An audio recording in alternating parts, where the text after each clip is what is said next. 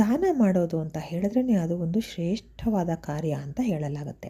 ಅದರಲ್ಲೂ ಈ ಒಂದು ಕಾರ್ತಿಕ ಮಾಸದಲ್ಲಿ ದಾನ ನೀಡೋದು ಅಂದರೆ ತುಂಬಾ ಒಂದು ಒಳ್ಳೆಯ ವಿಚಾರ ಅಂತ ಹೇಳಲಾಗುತ್ತೆ. ಅದರಲ್ಲಿ ಈ ಕಾರ್ತಿಕ ಮಾಸದಲ್ಲಿ ಯಾವ ರೀತಿ ದಾನವನ್ನು ನಾವು ಕೊಡಬೇಕು, ಹಾಗೆ ಯಾರಿಗೆ ಕೊಡಬೇಕು, ಅದು ಹೇಗೆ ಕೊಡಬೇಕು, ಅದಕ್ಕೆ ಇರೋ ರೀತಿ ನೀತಿಗಳೆಲ್ಲ ಹೇಗೆ ಏನು ಅನ್ನೋದನ್ನು ನಾನು ಈ ವಿಡಿಯೋದಲ್ಲಿ ತಿಳಿಸ್ತೀನಿ. ಇದೊಂದು ಎಲ್ಲ ಮಾಸಗಳಲ್ಲಿಯೂ ಕಾರ್ತಿಕ ಮಾಸ ಬಹಳ ಶ್ರೇಷ್ಠವಾದ ಮಾಸ ಅಂತ ಹೇಳಲಾಗುತ್ತೆ.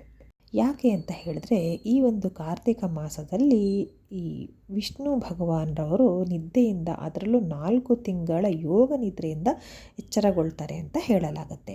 ಹಾಗಾಗಿ ಅವರು ಎಚ್ಚರಗೊಂಡ ನಂತರ ನಮ್ಮ ಲೋಕದಲ್ಲಿ ಯಾವ್ಯಾವ ಶುಭ ಕಾರ್ಯಗಳು ಆಗಬೇಕಾಗಿದೆ ಅದಕ್ಕೆಲ್ಲ ಆ ಒಂದು ದೇವರ ಆಶೀರ್ವಾದ ಸಿಗುತ್ತೆ. ಹಾಗಾಗಿ ಉತ್ಥಾನ ದ್ವಾದಶಿ ಅಥವಾ ಏಕಾದಶಿ ದಿನ ಈ ಒಂದು ವಿಷ್ಣು ಅಥವಾ ಭಗವಾನ್ ವಿಷ್ಣು ಅವರು ಎಚ್ಚರಗೊಂಡ ನಂತರ ಎಲ್ಲ ಶುಭ ಕಾರ್ಯಗಳು ನಡೆಯಲಿದೆ ಅಂತ ಹೇಳ್ತಾರೆ. ಕಾರ್ತಿಕ ಮಾಸ ಅಂತ ಹೇಳಿದ್ರೇ ಒಂದು ಬೆಳಕಿನ ಮಾಸ ಅಂತ ಹೇಳ್ಬೋದು. ಬೆಳಕು ಅಂತ ಹೇಳಿದ್ರೆ ಒಂದು ಪಾಸಿಟಿವ್ ಎನರ್ಜಿ, ಅಂದರೆ ಒಂದು ಸಕಾರಾತ್ಮಕ ಶಕ್ತಿ ಅಂತ ಹೇಳ್ಬೋದು.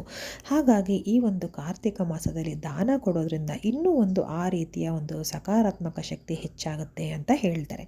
ಹಾಗಾದರೆ ಏನು ಅಥವಾ ಯಾವ ವಸ್ತುವನ್ನು ನಾವು ದಾನ ಮಾಡಬೇಕು ಅಂತ ಹೇಳೋದಾದರೆ, ಈ ಒಂದು ಕಾರ್ತಿಕ ಮಾಸದಲ್ಲಿ ದೀಪದಾನ ಬಹಳ ಶ್ರೇಷ್ಠವಾದ ದಾನ ಅಂತ ಹೇಳುತ್ತೆ. ನಾನಾಗಲೇ ಹೇಳ್ದಂಗೆ ಕಾರ್ತಿಕ ಮಾಸ ಅಂತ ಹೇಳಿದ್ರೆ ಬೆಳಕಿನ ಮಾಸ ಅಂತ ಹೇಳಲಾಗುತ್ತೆ. ಹಾಗಾಗಿ ಕತ್ತಲನ್ನು ಓಡಿಸುವ ಒಂದು ಮಾಸ ಅಂತ.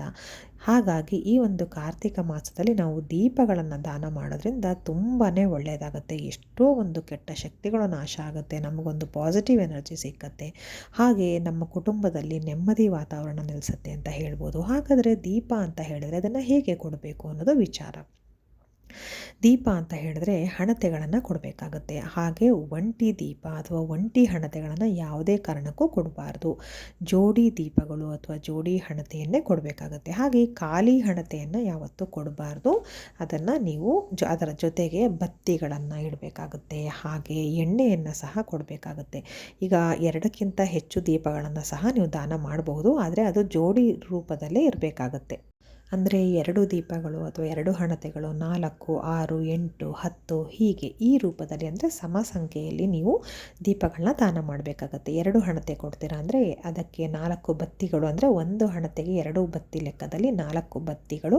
ಹಾಗೆ ನೀವು ಒಂದು ಸ್ವಲ್ಪ ಎಣ್ಣೆ ಹಾಕಿ ಹಚ್ಚೋದಕ್ಕೆ ಎಣ್ಣೆ ಅಥವಾ ತುಪ್ಪ ಯಾವುದಾದ್ರೂ ಒಟ್ಟಿನಲ್ಲಿ ಅದನ್ನು ತಗೊಂಡು ಅವರು ದೀಪವನ್ನು ಹಚ್ಚಬೇಕು. ಆ ಒಂದು ಲೆಕ್ಕದಲ್ಲಿ ನೀವು ಕೊಡಬೇಕಾಗತ್ತೆ. ಅದನ್ನು ಯಾರಿಗಾದರೂ, ನಿಮ್ಮ ಸ್ನೇಹಿತರಿಗಾಗಿರ್ಬೋದು ಅಥವಾ ಅಕ್ಕಪಕ್ಕದ ಮನೆಯವ್ರಿಗಾಗಿರ್ಬೋದು, ಯಾರಿಗಾದರೂ ನೀವು ಕೊಡಬಹುದು. ಹಾಗೆ ಇದನ್ನು ದಾನ ತಗೊಳ್ಳೋದ್ರಿಂದ ಅವರಿಗೂ ಕೂಡ ಒಳ್ಳೆಯದಾಗುತ್ತೆ, ಕೊಡೋ ನಿಮಗೂ ಕೂಡ ಒಳ್ಳೆಯದಾಗುತ್ತೆ. ದಾನ ತಗೊಂಡು ಮಾತ್ರಕ್ಕೆ ಕೆಟ್ಟದು ಅಂತ ಕೆಲವರು ಅಂದ್ಕೊಂಡಿರ್ತಾರೆ, ಅಯ್ಯೋ ದಾನ ಇಸ್ಕೊಳ್ಬಾರ್ದು, ಅವರ ಪಾಪಕರ್ಮಗಳು ನಮಗೆ ಬರುತ್ತೆ ಅಂತ. ಈ ವಿಷಯದಲ್ಲಿ ಖಂಡಿತ ಹಾಗೆ ಇರೋದಿಲ್ಲ.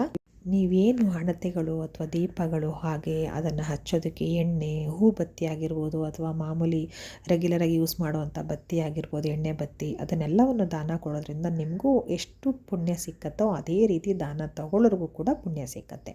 ಇನ್ನು ನಿಮಗೆ ಅಕ್ಕಪಕ್ಕದಲ್ಲಿ ಯಾರಿಗೂ ಕೊಡೋದಕ್ಕೆ ಆಗಲ್ಲ ಅಂತ ಹೇಳಿದ್ರೆ ದೇವಸ್ಥಾನಗಳಿಗೆ ಹೋಗಿ ಅಲ್ಲಿ ಬಂದಿರೋವಂಥ ಯಾರಿಗಾದರೂ ಹೆಣ್ಮಕ್ಳಿಗೆ ಕೊಡಿ. ತುಂಬಾ ಒಳ್ಳೆಯದು. ಒಂದು ಹೆಣ್ಣಿನ ಕೈಯಿಂದ ಇನ್ನೊಂದು ಹೆಣ್ಣಿನ ಕೈಗೆ ದೀಪಗಳು ಹೋಗುತ್ತೆ ಅಂದರೆ 2 ಕುಟುಂಬಗಳು ಉದ್ಧಾರ ಆಗುತ್ತೆ. ಹಾಗಾಗಿ 2 ಮನೆಯೂ ಕೂಡ ಬೆಳಗುತ್ತೆ. ಹಾಗಾಗಿ ಅಕಸ್ಮಾತ್ ನಿಮ್ಗೆ ಅಲ್ಲೂ ಯಾರಿಗೂ ಕೊಡೋದಕ್ಕೆ ಆಗಿಲ್ಲ ಅಂತ ಹೇಳಿದ್ರೆ ದೇವಸ್ಥಾನಗಳಲ್ಲಿ ಆ ದೀಪವನ್ನು ಹಚ್ಚಿ ಇಟ್ಟು ಬರಬೇಕು ನೀವು. ಹಾಗೆ ಖಾಲಿ ಹಣತೆ ಅಥವಾ ಹಾಗೆ ಒಣಬತ್ತಿ, ಹಾಗೆ ಎಣ್ಣೆನ ಅಥವಾ ತುಪ್ಪನ ಹಾಗೆ ಇಟ್ಟು ಬರಬಾರ್ದು ಯಾವುದೇ ಕಾರಣಕ್ಕೂ. ದೀಪವನ್ನು ತೆಗೆದುಕೊಂಡು ಅದಕ್ಕೆ ಎಣ್ಣೆಯನ್ನು ಹಾಕಿ ಬತ್ತಿಯನ್ನು ಹಾಕಿ ನೀವು ದೀಪವನ್ನು ಹಚ್ಚಿ ಅಲ್ಲೇ ಇಟ್ಟು ಬರಬೇಕಾಗತ್ತೆ. ಹಾಗೆ ನಾನು ಹೇಳ್ದಂಗೆ ಖಾಲಿ ಇಟ್ಟು ಬರಬಾರ್ದು ಯಾವುದೇ ಕಾರಣಕ್ಕೂ. ಹೀಗೆ ಮಾಡಿ ಬರೋದ್ರಿಂದ ತುಂಬಾ ಒಳ್ಳೆಯದಾಗುತ್ತೆ. ಎಲ್ಲ ಕೆಟ್ಟ ಶಕ್ತಿಗಳ ನಾಶ ಆಗುತ್ತೆ, ನಿಮ್ಮ ಕುಟುಂಬಕ್ಕೆ ಒಳ್ಳೆಯದಾಗುತ್ತೆ, ಮನೆಯಲ್ಲಿ ನಮ್ಮ ಮನಸ್ಸಲ್ಲಿ ಒಂದು ನೆಮ್ಮದಿ ಅನ್ನೋದು ಸಿಕ್ಕತ್ತೆ. ಇದು ಒಂದು ಶ್ರೇಷ್ಠ ಮಾಸ ಅಂತ ಹೇಳ್ಬೋದು. ಈ ಒಂದು ಸಮಯದಲ್ಲಿ ನೀವು ದೀಪದಾನ ಮಾಡೋದ್ರಿಂದ ಬಹಳನೇ ಒಳ್ಳೆಯದಾಗುತ್ತೆ. ಹಾಗೆ ನಾನು ಹೇಳ್ದಂಗೆ ಜೋಡಿ ದೀಪಗಳನ್ನೇ ದಾನ ಮಾಡಬೇಕಾಗುತ್ತೆ.